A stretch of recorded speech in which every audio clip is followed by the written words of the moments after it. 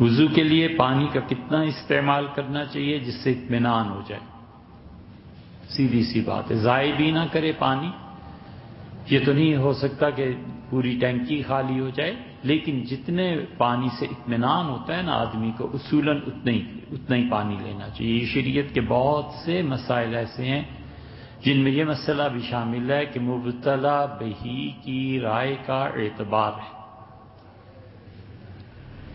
حضرت رسالت مآب صلی اللہ علیہ وسلم سیر سوا سیر پانی میں کر لیتے تھے، غسل بھی وضو بھی، 2.5 سیر پانی میں نہا لیتے تھے، 1.5 لیٹر 2 لیٹر یہ بوتلیں استعمال ہوتی تھی۔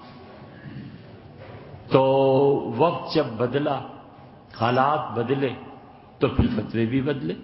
اب ایک آدمی اگر اتنا ہی پانی مقدار میں استعمال کرتا ہے جتنا حضرت رسالت پناہ صلی اللہ علیہ وسلم نے کیا تھا، بہت اچھا کرتا ہے بھی، بہت نیکی کی بات ہے، بہت اچھی چیز ہے۔ لیکن یہ بات نہیں ہے کہ ہم اس پر پابندی لگا دیں کہ اس سے ایک قطرہ بھی زیادہ ہوا تو کچھ نہیں ہوتا بھائی، جس سے اطمینان ہوتا۔ کتنا پانی ناپاک ہو جاتا ہے۔ ایک آدمی حوض کے ایک کونے پہ گندگی پھینک رہا ہے یا پیشاب کر رہا ہے، دوسرا آدمی کتنے فاصلے پہ ہو تو وہ اس حوض پہ بیٹھ کے وضو کر سکتا ہے۔ سب سے اچھی چیز فقہا نے لکھی ہے، جو وہ کہتے ہیں، اس پہ وہ فتویٰ بھی دیتے ہیں، وہ کہتے ہیں کہ اپنی اپنی طبیعت کی بات ہے۔ ایسا آدمی بھی ممکن ہے وہ جو کچھ کر رہا ہے دوسرا دیکھ کے ہی ہٹ جائے کہ کتنا گندا ہے یہ، اور ایسے بھی ممکن ہے کہ ایک آدمی کہ یار وہاں یہ کام ہو رہا ہے اتنے گز کے فاصلے پہ، یہاں کہاں پانی میں اثر پہنچتا ہے، کر لیتا ہے۔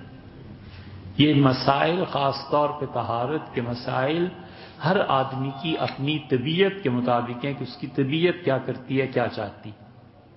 حضور صلی اللہ علیہ وسلم کوہنیوں سے زیادہ تو نہیں دھوتے تھے، اور حضرت ابو ہریرہ رضی اللہ عنہ شانے اور کوہنی کے درمیان تک دھوتے تھے، اور گھٹنے اور ٹخنے کے درمیان تک وہ وضو کرتے تھے۔ اب کیا لینا چاہیے اسے؟ نہیں کہا جا سکتا۔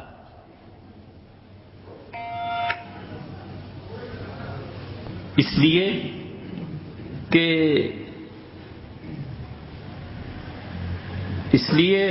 حضرت ابو ہریرہ رضی اللہ عنہ نے کہا کہ حضور صلی اللہ علیہ وسلم نے فرمایا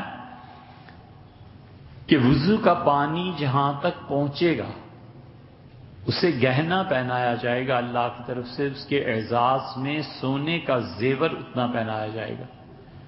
تو انہوں نے فرمایا میں چاہتا ہوں کہ خدا مجھے زیادہ سونے کا زیور پہنائے زیبائش اور آرائش کے لیے، تو وہ کونی سے بھی آگے دھو دیتے تھے اور ٹخنے سے بھی اوپر دھو لیتے تھے۔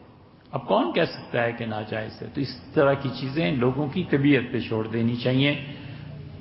آپ نے سنا ہوگا دہ درد ہے کہ پانی اگر 10 ضرب 10 ہو تو پاک ہوتا ہے چاہے کوئی گندگی گرے اس میں۔ اب دہ درد میں پانی کتنا آتا ہے؟ وہ پانی کوئی حتمی اور دہ درد ہونا کوئی شرعی مسئلہ تھوڑا ہی ہے، یہ تو جو مبتلا ہے اس میں ہے، بس جس نے وضو کرنا ہے غسل کرنا ہے وہ جانے، اس کے کام جانے۔ تو شریعت نے اسے لوگوں کی عقل پر چھوڑ دیا ہے۔ دونوں اطراف میں اگر کوئی اس سے کم پانی استعمال کرتا ہے تو منع کیا ہے کہ پانی میں اتنی کنجوسی بھی نہ کرو، اور کوئی بہت ہی زیادہ استعمال کرتا ہے تو اسے بھی منع کیا۔